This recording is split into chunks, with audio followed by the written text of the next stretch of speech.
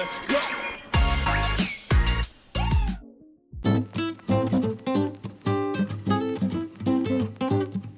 La viabilité économique est identifiée comme la préoccupation majeure des porteurs de projets.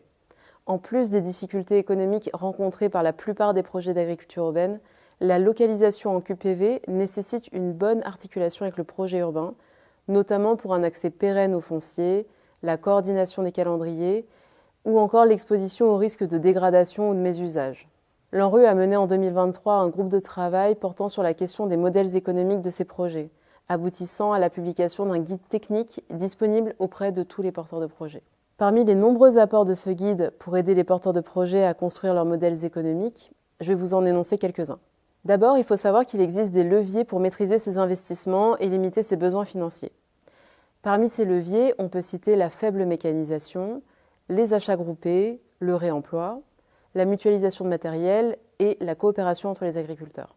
Une autre leçon issue de ce travail, c'est qu'il est nécessaire de diversifier ses activités et sources de revenus aux côtés de la production alimentaire, comme par exemple des prestations d'animation, de formation, d'événementiel, la mise en place de productions à haute valeur ajoutée, la création d'un espace test en partenariat avec des lycées agricoles ou des instituts de recherche par exemple, ou encore la possibilité de louer des parcelles.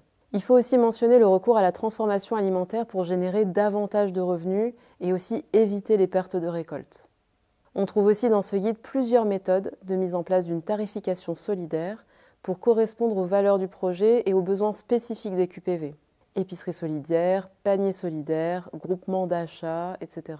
Vous y trouverez aussi des informations sur les financements publics et privés à mobiliser à différents échelons territoriaux, communes, métropoles, départements, régions, auprès de fondations et aussi auprès des bailleurs, via l'abattement de la taxe foncière sur les propriétés bâties notamment, qu'on appelle TFPB. Un autre enseignement présent dans le guide est la nécessité de prendre en compte au sein même des modèles économiques des projets le temps dévolu à la recherche de financement et à la consolidation du modèle économique du projet. Enfin, la valorisation des services écosystémiques en cours de réflexion peut jouer un rôle déterminant dans l'équilibre des modèles économiques. En effet, les projets d'agriculture urbaine apportant de nombreux co-bénéfices sur les territoires où ils s'implantent, il serait judicieux de trouver des moyens pour les rémunérer. Olé. Ouais, c'était presque un one-shot.